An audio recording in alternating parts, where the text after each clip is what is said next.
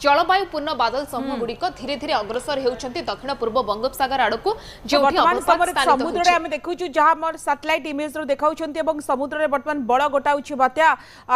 सरोज मध्य live जोड़ी होइछंती जगतसिंहपुर। सरोज बर्तमान जिला प्रशासन पक्षरु कोन सब पदक्षेप निया जाउछि?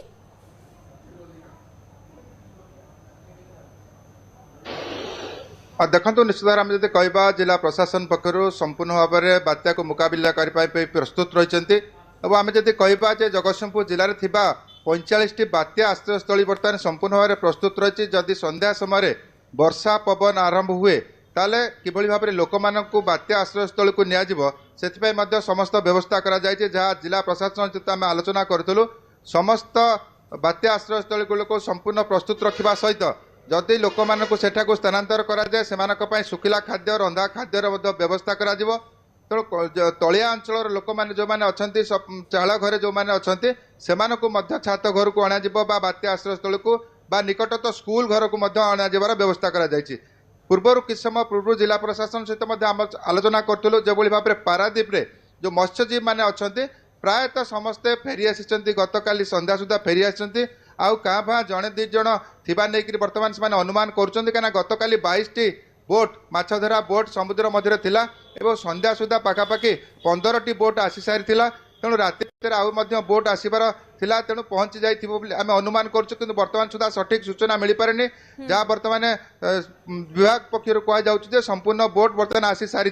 तेणु बर्तमान समुद्र मध्य कौन माछधरा माने ना तेणु आम जब कह पारादीप कथा कह पारादीप जो षंडकूद बस्ती अच्छी सेठा थिबा बात्या आश्रयस्थल को लोक मानू जावाई निर्देश दि जाए। तेणु जिला प्रशासन पूरा सजग अच्छी बात्या को मुकाबिला करने जहाँ राज्य सरकार जो भाव में कहते जीरो काजुआलिटी हम तेणु जीरो काजुआलिटी उपर गुरुत्व दिखाई। अपरपक्षे जब कहवा जगतसिंहपुर जिले में 8टी अग्निशम बाहिनी और 2टी ओड्राफ टीम संपूर्ण भाव में प्रस्तुत रही।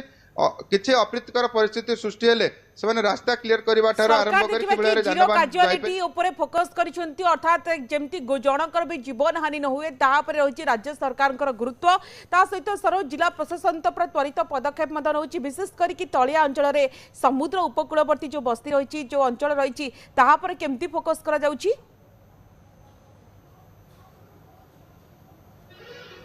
देखो निश्चित भाव में आम जहाँ जिला प्रशासन सहित आलोचना करूँ काली संध्यारे गोटे बैठक होता तेणु बैठक में बीडीओ तहसीलदार मानक लेकर आलोचना करा जायथिला जे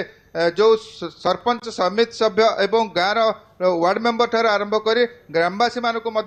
डाकबाजी जंत्र साहाय्य से सतर्क कर दि जाए। अधिक वर्षा पवन है माने निकटस्थ बात्या आश्रयस्थली स्कूल घर को आसवे। तेणु बर्तमान जेहेतु पागरे परिवर्तन आरंभ होना वर्षा है तेणु संध्या सुधा जब वर्षा हुए ताले से स्कूल घर को आसबे एवं जिला प्रशासन पक्ष जो व्यवस्था करा जाए खाद्यपेयर व्यवस्था दिया डाकबाजी जंत्र साहाय्य से सतर्क कर दि जाए। अधिक वर्षा पवन है माने निकटस्थ बात्या आश्रयस्थली स्कूल घर को आसवे। तेणु बर्तमान जेहेतु पागरे परिवर्तन आरंभ होना वर्षा है तेणु संध्या सुधा जब वर्षा हुए ताले से स्कूल घर को आसबे एवं जिला प्रशासन पक्ष जो व्यवस्था करा जाए खाद्यपेयर व्यवस्था दिया। तेणु अपरपक्षे आम जब कहवा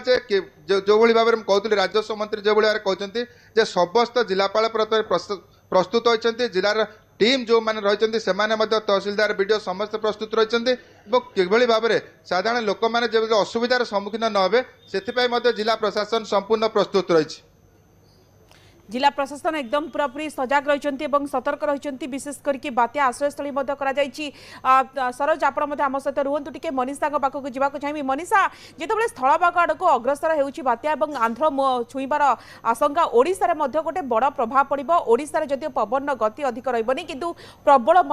वर्षा होबार संभावना रही विशेष करके दक्षिण ओडिशा रे अधिक वर्षा हो टे मैप माध्यम देखा विशेष करके कौ कौ जिला बेसी प्रभावित हो वर्तमान स्थिति कौन?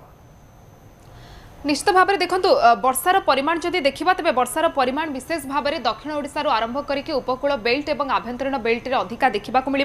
27 तारिख परठू राज्य में वर्षार विस्तृति विशेष भाव में बढ़ुवर चित्र देखा मिल। ऑरेंज वार्निंग दक्षिण ओडिशार विभिन्न जिला को 27 तारिख में दि जाए भाव में रेड अलर्ट जारी करा वर्षा को लेकिन 28 रु 30 तारिख पर्यंत रही जिते धीरे धीरे स्थल भाग मुहां होउथुबो बात्याटी सेतेबेले रेड अलर्ट जारी करा दक्षिण ओडिशा रे वर्षा को लेकिन कारण